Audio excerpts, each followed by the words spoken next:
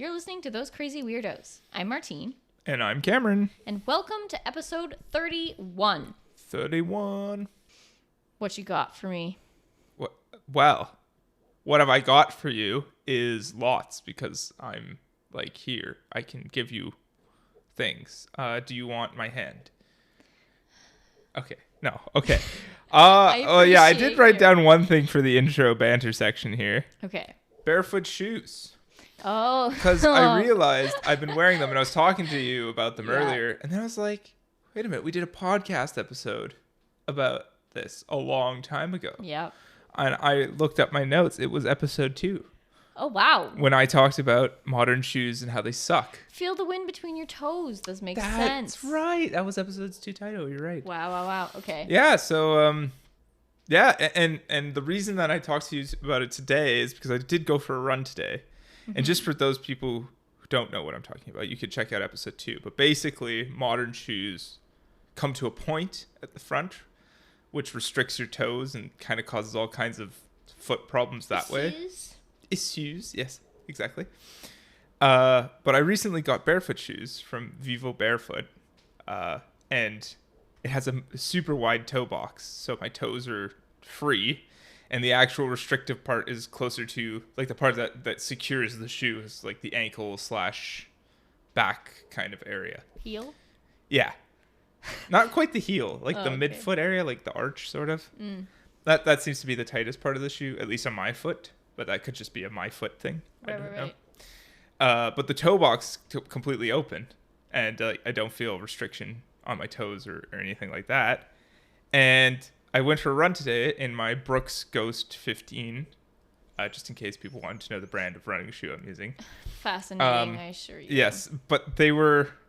Usually, the Brooks shoes have a wider toe box than other running shoes, is what I was told. Mm-hmm. And I've noticed that, like, when I put on my running shoes, when I put on the Brooks, usually my feet feel better. Like, I have, like, a little more space to wiggle my toes and stuff. But now it's the opposite.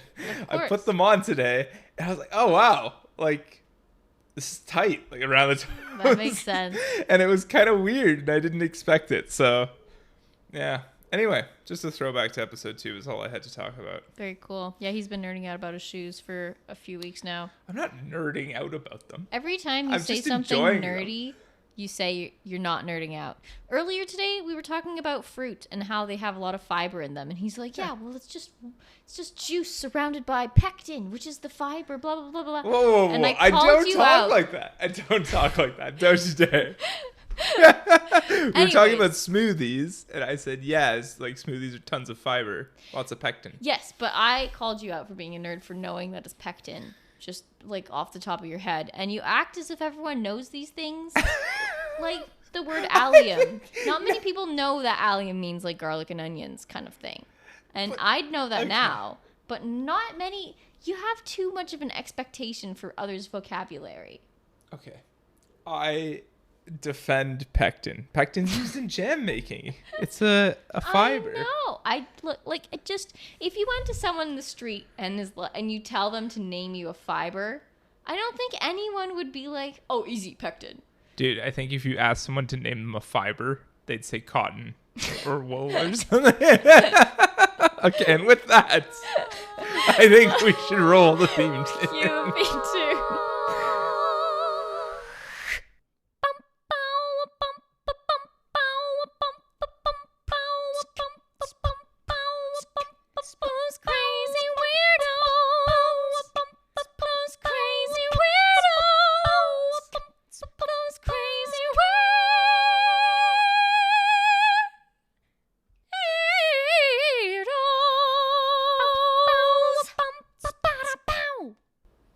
You don't say.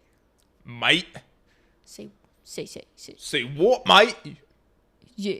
Oh, what you say? That scared me. Oh, that you want it. Okay, I said I wasn't going to sing on the podcast. Right. Okay. You always say that, honestly. Anyway, okay. What don't I say? I am going to go first with my topic. I've been so excited to tell you about it. Martine has been giggling at a computer for a while now, telling me that she can't tell me what she's been giggling at because it's for the podcast. So I'm very excited. This seems from my impression, it's going to be a multi-part. Yes. So this is going to be a series that will happen over the next several episodes because there is I thought you were about to say 7. So several is a bit better. Because I was about to say, wow, 7 episodes worth of content in one topic might be a bit much. It's a lot. Okay. Anyway, so we're just going to segment it out. Get ready for a series. All right. This is why I think one of my favorite topics that I've ever looked into. A little mini-series. It's been really fun. I've really loved it. I'm going to talk to you about the Ig Nobel prizes. Do you know what this is? Comme ignoble. Like bad prizes. So it's a satirical / parody of the Nobel prizes. Oh my goodness. I think I have heard about this. Yeah. It's spelled like ignoble, right? It's spelled IG and then space and then Nobel prizes. Oh. Ig Nobel prizes. I think it's probably a rip from the French though, right? Yeah, for sure. But for those of you who don't know what they are like an actual serious thing, sort of, within the scientific community. Really? That their goal is to celebrate like banal achievements in the research field. Okay, so it's not to denigrate. No. It's, sort of. You'll see. Okay. It's things that make you laugh first and then proceed to think about it. Like, it makes you amused first before you ponder what they're talking about. Right. Okay. And they've been doing it since 1991, and they select like 10 categories / like category of recipients, 10 awards every year. Right. And this year they were held last week on September 12th at MIT. Wow. So really recent. Yeah. Okay, crazy. Yeah, last week at MIT they were held. Okay. And so I went through every single year, every single award given, and I took out some of my highlight, like my favorites. You went through all of them? All of them. How many are there? There's 10 a year for how many years? Since 1991. Yeah, so that's 340 prizes you went through? Yeah. Oh my goodness. This is why it took me so long. Wow, that's so many. I've been working on it for a while. Okay, wow, okay. So, how many did you select out of 340? Just the ones that seemed funny and interesting that I want to tell you about. Right. So some years are better than others. I'm excited. That's huge. So what I'm going to do is I'm going to ask you to give me a year. Oh, boy. And you just tell me a year, and then we'll go through it. 1990. No, haha. See, you didn't specify. I didn't laugh because it's not funny. It is funny because you didn't give me constraints. Okay, fine. It's not funny. Let's go with 98. Yep. Okay. 1998. North Bay. I know. Convenient. Shocking. So the Ig Nobel Prize for Safety Engineering was given to Troy Urtubise from North Bay for developing and personally testing the armor suit that protects against grizzly bears. Okay. I feel like we've seen videos of this before.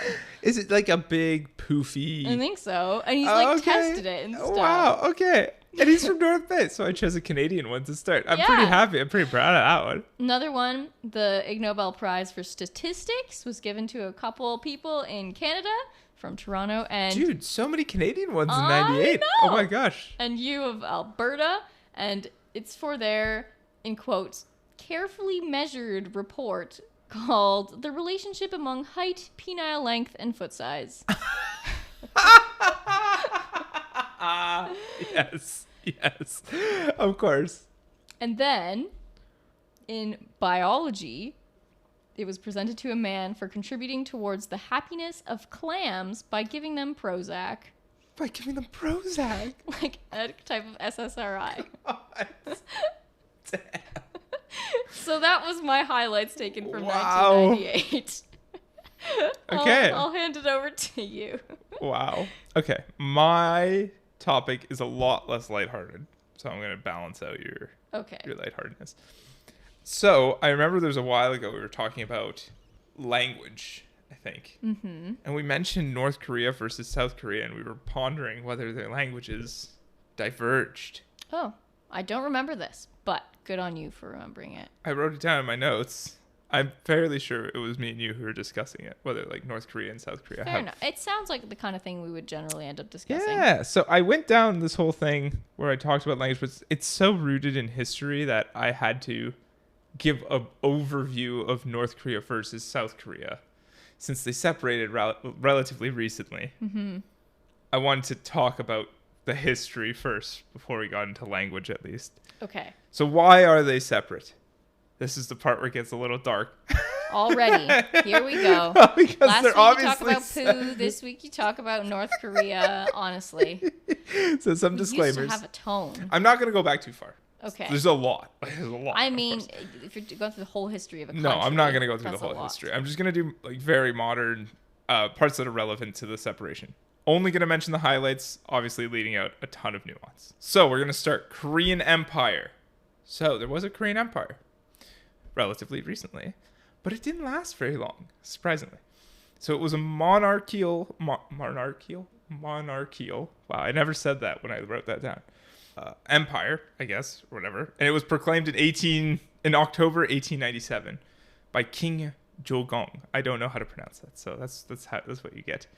But that was like the start of a huge shift for Korea, and it was the real point where Korea, as a whole, like the whole peninsula, used to be part of this empire. Mm-hmm. Really started modernizing. So before then, they were losing ground in the world. Their economy kind of sucked, and they had all kinds of issues. But then they started. The guy proclaimed this monarchy, this kingdom, and said, "We're doing this. We're going to modernize." So over the next 8 years, there was a huge series of reforms from education, health, farming, blah, blah, blah, blah, blah. Insanely. And it was meant to modernize the country. And it did do that. But at the same time, the Japanese Empire was kind of encroaching on Korea. This is a common issue with Korea, is that Japan's kind of right there and always kind of fighting them. Mm-hmm. And so it was literally 8 years later, after they declared this thing and started doing this. So 1897 was when the empire was proclaimed. 1905, the Korean Empire was forced to sign a treaty because, they signed it, but, didn't. Their hand was kind of forced to become a protectorate of the Kingdom of Japan. Oh, interesting. Or the Kingdom of Japan. Okay. Which is the Japanese Empire, essentially. Then, increasingly, Japan encroached and attacked and blah, blah, blah, blah, blah. That resulted in another treaty in 1907 where they lost administrative rights of their own land, etc. Eventually, there was an effective annexation of Korea by Japan in 1910, which we knew, and I had forgotten until I did this, but we knew because in Kim's Convenience, Appa mentions 1910 all the time. Do you remember 1910? You remember he mentions it all the time, right. 1910. You're right. Japan annexes Korea. Yeah. Wow. Real thing, Japan. What does the word annex mean again?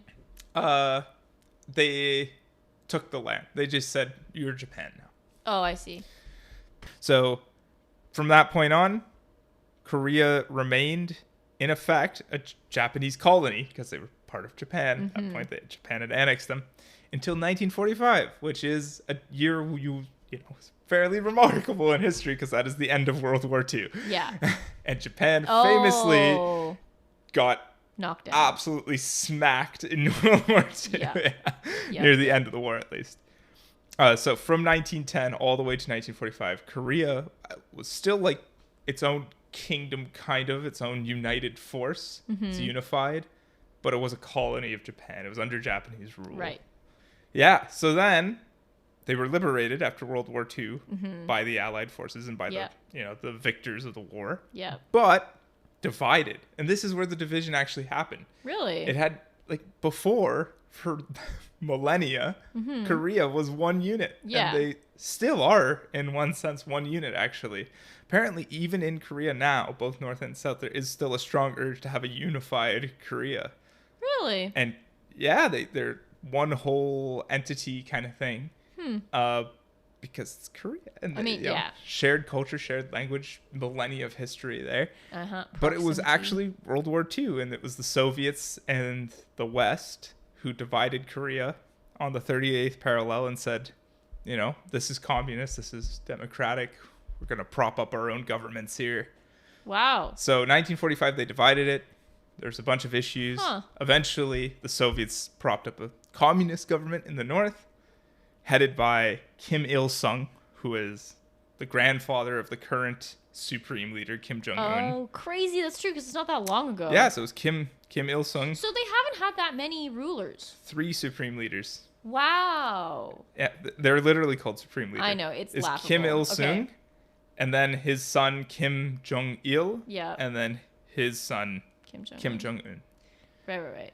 And yeah, and then while they set up Kim Il-sung in the top, and then the West set up a democracy in the South. Yeah. And then, yeah, so then tensions kept going. So that was in 1948. So it was 3 years after they divided it. They ended up finally deciding they should have separate government. Weird. There's a lot of nuance I'm missing there. Yeah, There's yeah. a lot. Like, I mean, it's it obviously happened. like you could do a whole degree about Just those 3 years could probably Yeah. be its own degree. Like, it's actually crazy. The wiki articles on these things are phenomenally large. Phenomenal. Yeah. It's insane. So it's just, don't get on my case about it, listeners. Then the tensions, kept mounting between the two of them. Eventually, of course, it was Kim Il-sung to start the Korean War in 1950. Right. And his it's only goal 2 years later. Jeez. Okay. Yeah, and his goal was to, of course, unify Korea, Right. but under communism. Rule. Yeah. With him being supreme leader. And it just sounds like they're a parody of Star Wars. yeah, and then you get the Korean War, which has been extremely well documented, and once again, just the page on that alone. Oh, well, insane. I don't think I've seen a longer wiki page than the Korean War wiki page. It is so long. They have it's a every war. battle in that war has multiple paragraphs and citations. That makes sense. Crazy. And I think it's because the U.S. was so heavily involved, so there's a lot of documentation and stuff from the whatever. And but it's also also like in a time where they can document a lot more easily. Yeah, exactly. And Korean War was the one famously featured in MASH. Yep. So yeah, it was awful war, like absolutely awful. It had more civilian casualties than World War II. It was really, really bad. But then an armistice signed in 1953, so it only lasted 3 years. Okay. Actually, I shouldn't say the war lasted 3 years. The fighting lasted 3 years. Okay. Till there was an armistice in 1953. What does armistice mean? Ceasefire. Okay. But the war was never officially declared over. Like, no one Ever? ever signed a peace treaty. No one ever came up with a political framework to say, this is how we're going to move forward. It's still, like, technically... They still have a demilitarized zone, but they signed the ceasefire, and that's it. The war technically is still running. It's called... This is what's called a frozen conflict, apparently. What? It has a term. That makes sense. That's frozen interesting. Conflict. I wonder how many have there been over time. Yeah, I know, but technically the Korean War... has not ended. North and South Korea are still at war. Wow. Yeah. They're just on a permanent ceasefire. Well, not permanent. On a ceasefire. A long ceasefire. Yeah, but I think the North has declared that the ceasefire has ended or something. They just haven't attacked, meaningfully. How can one of the sides be like, actually, yeah, never mind. Let's. You can't. Don't you need to have an agreement that the ceasefire is over? I don't know. I guess if you're shooting at someone else, you probably don't really care about them. But this is the thing. Like, there have been additional tensions, and I feel like in my research I saw there was even some attacks and weird things like tunnels going into Seoul from North Korea and weird tactics since the ceasefire. So it's still on. Like, there is still a conflict. But in 2018, good news. Mm-hmm. The leaders 2018. Yeah, it's recent-ish. Yeah, the leaders got together and said they do want to work towards ending the conflict. Wow. And both of them surprisingly want to reunify Korea. Okay, that is going to cause an issue. Both of the leaders want to reunite. I think this is another thing about Korea that I found interesting. I don't know how true it is, but I saw multiple places that both of them consider themselves the head of Korea as a whole. Oh. So I think there's this perception in Korea. I'm not sure because I'm not Korean. Yes. I would be interested to talk to some Koreans. Okay. I know. And figure out how true this is. But it seems like South Korea and North Korea, like, they still have a Korean identity, meaning they think of the whole land as Korea, rather than thinking, I'm South Korean, I'm not North. I mean, it happened so short ago that, like, people's grandparents and stuff, like, still have that mindset. I mean, yeah. I think at least that's how it is. Interesting. I am not Korean, once again. I don't want to be lambasted for this. That seems to be the general vibe, though, that I get. Lambasted. Yeah. Huh. Is that not how you pronounce it? Lambasted? I don't know. It's just funny. Anyway, that's it for my history. I'll do the Cool. language in the next one. Yep. It's kind of interesting though, right? Do you find that cool? I don't know. Yeah, I do. I didn't It is realize interesting. that Japan was like they were a Japanese colony essentially for Yeah, no idea. 35 years. I didn't realize that it was so recent. I didn't, Anyways, yeah. okay, give me a year. Between 1991 and 2024, That's not 98. that's not 98. Let's go with 94. 94. Well, I just have one for this year, so we'll do a doubler. Ooh. The prize in mathematics was given to a Baptist church in Alabama for their mathematical measures of morality. They estimated on a county-by-county basis how many Alabamans would go to hell if they did not repent. Wow. Okay.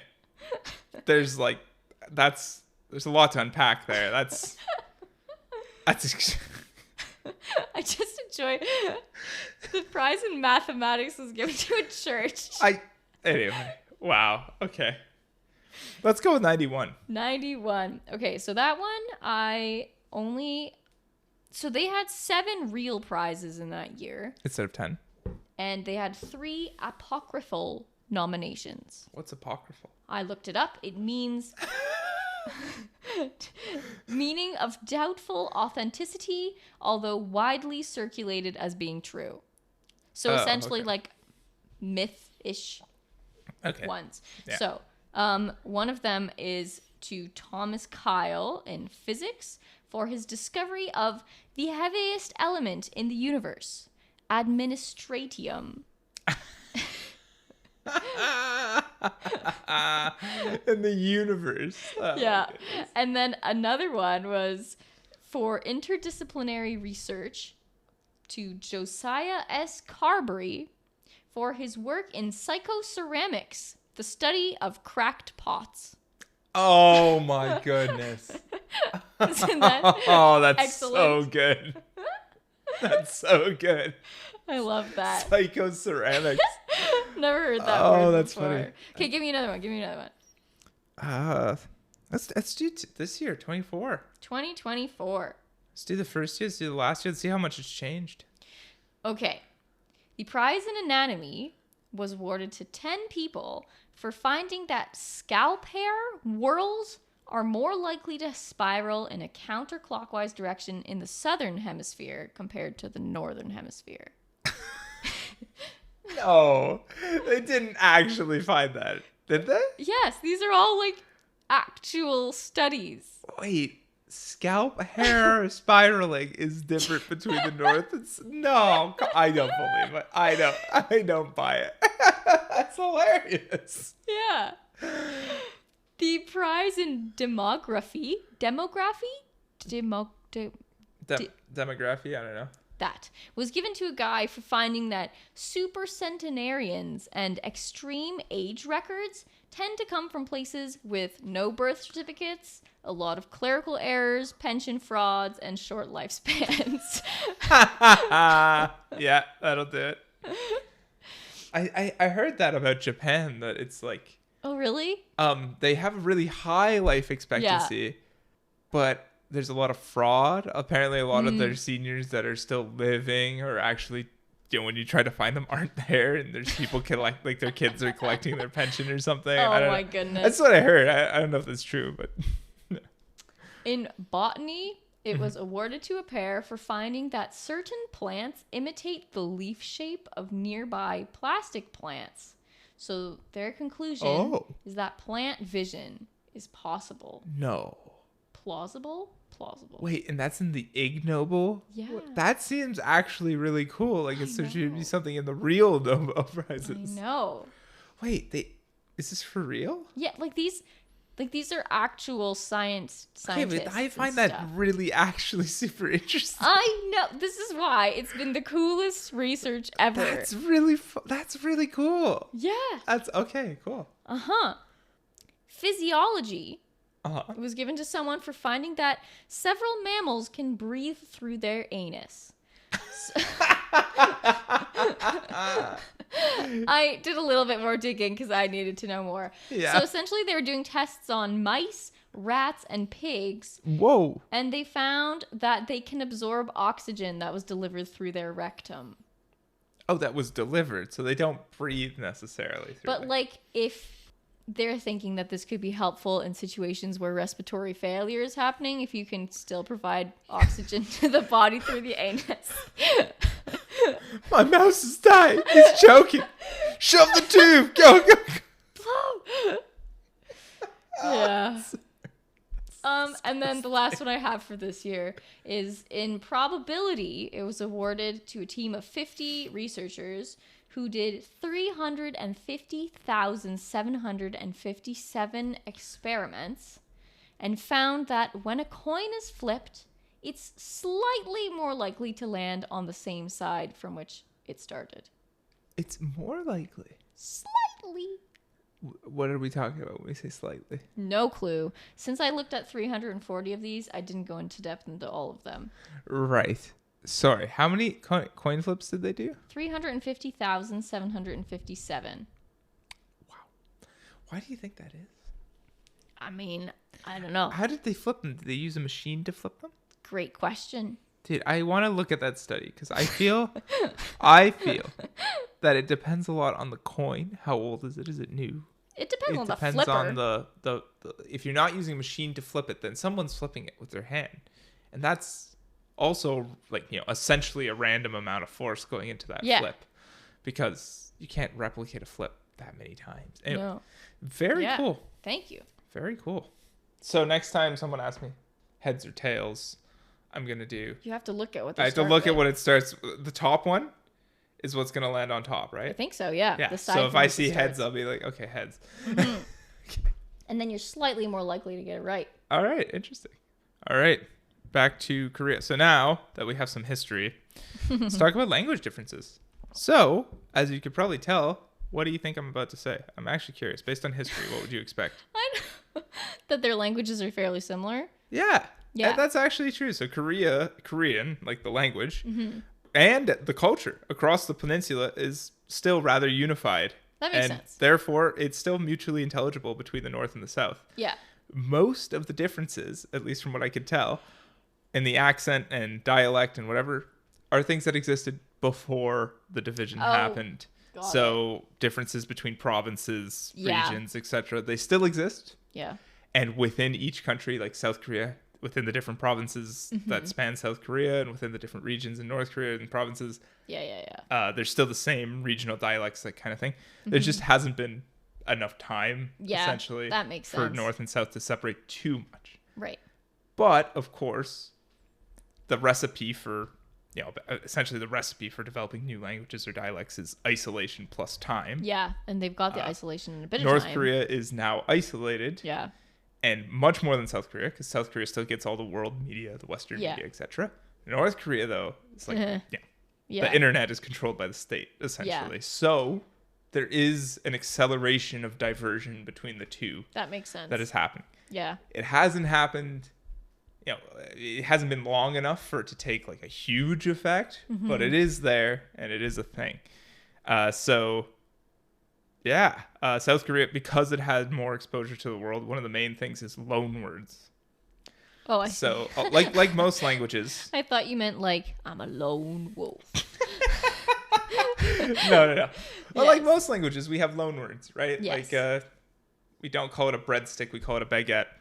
That's a loan word from French, for example. Yes. Or, the French, they do loan words all the time for technology is a big one. Right. So North Korea is doing this whole thing where they really don't want loan words. And they really want to keep the traditional linguistic... Yeah. The government's traditional linguistic ideal for Korean as a language alive. But South Korean, they just say, okay, the English have this word, we're just going to take it and say it in Korean accent sort of thing, or translate it quasi-directly, take it as a loan word. North Korea comes up with bespoke words. Yes. So in technology, if you had two computer science people across the border talking, they wouldn't really be able to talk about industry. Cool. It'd be kind of difficult to do it. I don't know how true that is, but that's what I assume, kind of like that sort of thing. Yeah. Is what's the main difference, like a lot of the modern technologies. Yeah. Yeah, and that's like, apparently there's some vowel differences, but that could also be traced back in time to like before the division and all that. So it's an interesting and much more complicated topic than I thought it was gonna be. I thought I was just gonna get the answer. Yeah, it's diverged a lot because whatever. And then I looked at it and I was like, oh, Korea as a single peninsula entity has been a thing for millennia. So of course 70 years. Here we go. Yeah, 70 years in this in the history of time is nothing. It's like a drop. Yeah. You know what I mean? It's a drop of water in a glass. It's nothing. Yeah. Wow. Yeah, I didn't realize there's such a big reunification sentiment. Yeah, that's interesting. I mean, that makes so much sense. That you basically had two foreign powers come in and say, well, you had three, right? You had Japan at first say, you're now our colony, colonialism. And then right after that, you had two major powers, the US and the Soviet Union, come in and say, we're dividing you forcefully. Yeah, we're going to separate. Not great. It's kind of crazy, right? Especially for the people living in the middle. That must feel insane, horrible. Right? Yeah. Anyway, all done. Very cool. Mm-hmm. Insightful. It's like a little history lesson. I know. Do you want to finish off with another year? Oh, yeah, for sure. Let's go with 2001. Okay. In astrophysics, a couple received the award, they were from Michigan, for their discovery that black holes fulfill all the technical requirements for the location of hell. Dude, wow. It's amazing to me how many of these are for religious things. I mean, yeah. Well, that makes sense. It makes sense. One of the least scientific things you can have, right? Okay. In literature, it was given to an Englishman who happens to be the founder of the APS. Do you have any guesses for what that may stand for? Something postal service? No. A hint is that this was given in the category of literature. The APS. Mm-hmm. I don't know. The Apostrophe Protection Society. Oh, man. So... This is in 2001? Yeah, so he's the founder of the APS, but he was given the Ig Nobel Prize for his effort to protect, promote, and defend the differences between the plural and the possessive. Oh, dude, I totally support him. Oh, yeah. Can I send the APS a donation? I read that and I was like, this is definitely someone Cameron would get along with. Oh, yeah, absolutely. Yeah, anyway, I'm not going to get into it here, but it really does bother me when people put apostrophes for plurals. Yes. And they miss the apostrophes for the possessive. Right. Dude, the only exception that I have that I will forgive is its, because its is way too confusing. Because it's used as a conjunction, not as a possessive, and the possessive looks like a plural because there's no apostrophe. How is it confusing? Can't you just say it is, and if it's not it is, then it's its? Yeah, but the typical possessive formula is apostrophe S. Oh, I see. Martine's would have an apostrophe S. It's. I've never seen it that way ever in my life. That's why people get it confused all the time, though. Is that why? Yeah, because it's a conjunction that makes it look like a possessive. I see where you're coming from now, but I just always think the apostrophe is just the conjunction. No, for me, I often, even when I'm typing, I'll type it with the apostrophe. Oh, no, right. It's the exception. Well, I'm glad you corrected. Mm-hmm. Anyways, one more. In medicine, it was awarded to Peter Bars from McGill University for his... the way they write these out is hilarious. I took this all from the list of Ig Nobel Prize winners Wikipedia page. Okay. There's a lot of citations.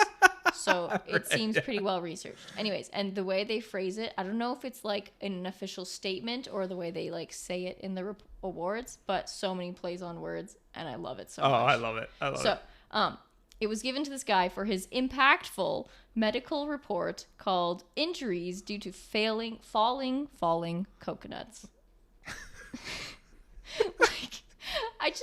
One of my favorite things about this is you never know what you're going to get at the end of the sentence. Oh my God. From McGill. This is in Montreal. Yeah. There's no coconut trees that are native there. No. Yeah. So. You're right. There's a guy from Montreal. Just looks out and he's like sitting there poring over data of smashed coconuts while looking at the icy road out his window or something. Right? Yeah. Oh, God. Walks out the door, talks to the guy at the bus stop. He's got 3 feet of snow. It's like, yeah, I'm gonna go. Well, what do you do for work? Oh, I study coconut injuries. Yeah. That's good. I love that. Anyway, so look forward to many, many more years of this. Yeah, it might actually make 7. I'll make mine shorter next week. Sorry, I ended up going down a rabbit hole. Thought I'd share it with you.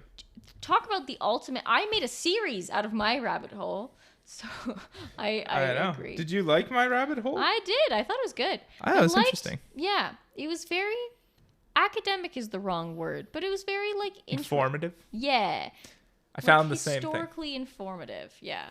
I learned a lot about Korea, and it's also you said it was serious, and you are correct. It is serious, but still less horrible to listen to than the wiping stick. Yeah. Yeah. Okay. Let's move on to the quack question on the wiping stick. Quack quack quack quack quack. Yes.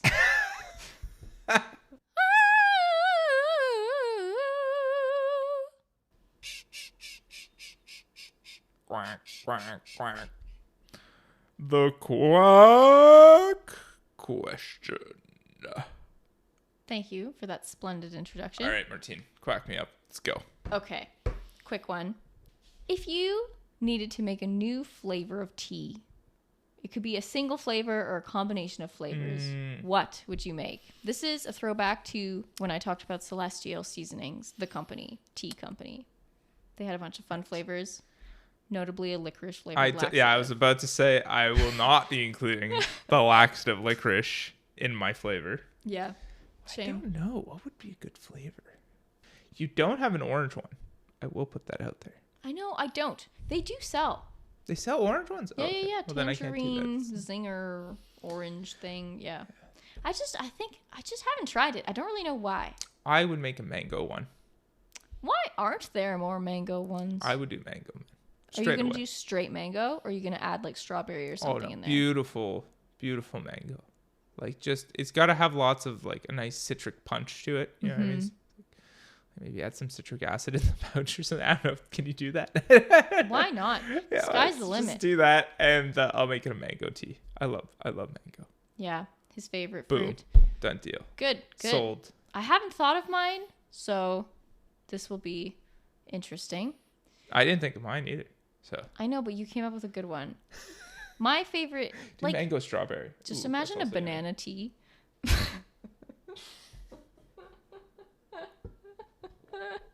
No, God, no. How has no one done that yet? Oh, I wonder if it has been done. It probably has. What about grape tea?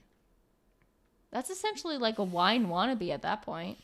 Listen, man. The controversial flavors. I'm not sold on grape as a flavor. Dude, I don't know why grape. Let's make a banana grape combo to see the crazy persons in the world. Has grape as a flavor. Like any gummy, any drink, anything. There's grape flavor. Freezies have a grape. I know. Why? No one likes the grape flavor. It's very polarizing, Cameron. Some very few people out there really like them. It's weird. At work, they started stocking the grape BioSteel. Literally, there's 2 aisles. Yeah.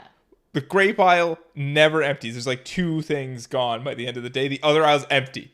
Yeah. It's crazy. Well, yeah. I don't know. Maybe, do you think they do it so that there's like something everyone decides to hate so that you like all the other ones better? Like for the contrast? I'm sure there's demand from it somewhere. You know what I wonder? I wonder if it's an influence from the US. I wonder if grape is more...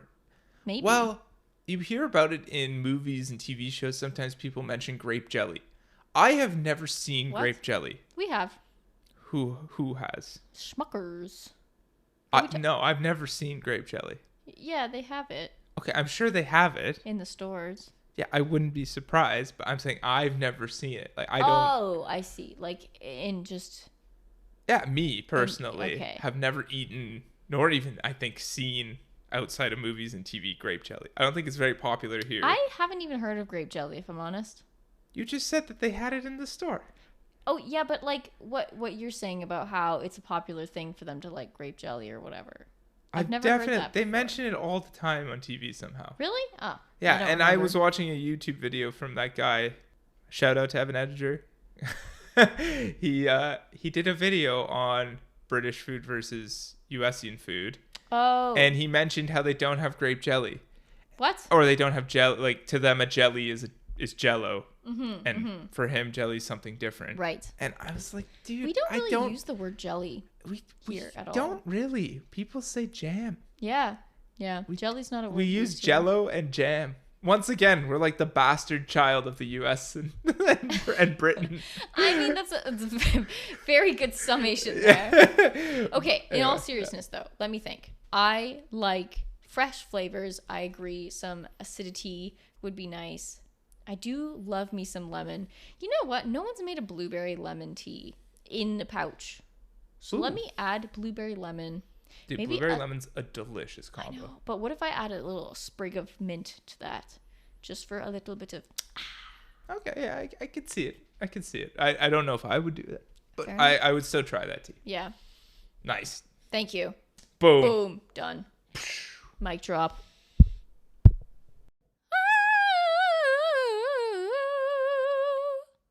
It's time for the Cheerful Earful. Cheerful Earful is right now. It's happening. Cameron's gonna tell you how. Let's sit back and hear while he talks about something we Cheerful Earful time is now. Let's sit back and discover how. Oh my god, it's so good. Okay. Take it away. It's too good. Sorry. Need a second to recover from that one. I like it a lot. Oh yeah. All right. There's this government program I just learned about. Which government? Canadian? Yeah. Okay. Sorry. Yeah. Sorry. Our government program that I just learned about called Impact Canada. Okay. So basically, the feds give out a bunch of money for different challenges, quote unquote, what they call challenges. And it's basically an innovation challenge. They say, here's a competition to say who can do something innovative in this space. Innovative. Yeah. Innovative. Oh, whatever. Innovative. Is that not a reasonable pronunciation of that word? I don't know. Anyway. Well, maybe, but it sounds funny coming out of your mouth. Anyway. And they have different rounds. So there's like a first round where you get a certain amount of money, and then that can help go towards your solution. And then if you make it to the next round, you get more money, increasingly more, until you get a couple million at the end, I think. Very cool. Yeah, so they're helping progress innovation through just giving money. Like, here, take some money. It's a good go develop some technology or some whatever, and we'll give you even more money to help spread it and develop it more. Yeah, man, that's a really good. What's the word? Incentive. Yeah, that's the word. So literal, direct monetary incentive for innovation. Great job, Government of Canada, by the way. I'll just put that out there. I didn't realize it was a thing. Is this new? 2017. So introduced under the current government. Okay. The Trudeau government introduced it. That's cool, man. That's really cool.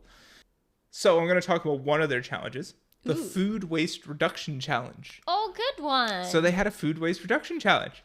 Basically said, hey, food waste is a huge issue in Canada. We challenge businesses who could develop. They have two different ones. They have a business model challenge. So who could develop a better business model to reduce food waste, and who could develop a better technology to help with food waste in some way. Okay. So the winner for the technology one was this company called Genesis. Okay. Genesis Bio Industries. So just straight from the government's website, their challenge page, they selected the winner. They selected two winners. Sorry, it was Genesis. Genesis was one of them. Mm-hmm. Genesis Bio Industries is a Toronto-based company that, with the support from the challenge, developed specialized bacteria that transforms food waste into compostable bioplastics. I feel like I saw something about this. Yeah, so over the last 3 years, the company has diverted over 2.1 tons of food waste from the landfill, allowing them to produce about 5,000 tons of environmentally friendly bioplastic at their Toronto facility every year. Wow. And by the way, when I say ton, for anyone out there, I'm talking about a real ton, not a US ton, whatever a US ton is. Like, there's a real 1,000 kilos. That's so many kilograms. Yeah. So that's a ton. Literally. 5,000 tons. Wow. So, yeah, they're basically, the issue is I don't know how many people know about this. You tell me I'm a nerd all the time, so maybe people don't know about this. Mm-hmm. But plastics used to be made out of this thing called PHA, which is biodegradable and, perfectly fine for the environment, really, because it just degrades naturally. But then it wasn't really commercially viable for a long time. So then oil-based plastics, or something happened where oil-based plastics, through marketing and cheapness and whatever, I see. overtook the market for PHA plastics. Oh, interesting. I didn't and so know that. what they're doing is just they developed a bacteria that literally breaks down food into biodegradable plastic, PHAs. Very, how insane is that? That's crazy. Wow. So it's supposed to be a completely circular economy at that point. Yeah, You take biodegrading stuff to make biodegradable stuff that then biodegrades into biodegradable. Cool. I'm a huge fan of that. It's really cool. That's really, anyway, really that was cool. my spotlight for I Genesee. like that. That was really cool. There you go. Nice one, dude. Yeah, that site is full of cool stuff, man. Impact Canada. I didn't even know it was a thing. Wow. Nice.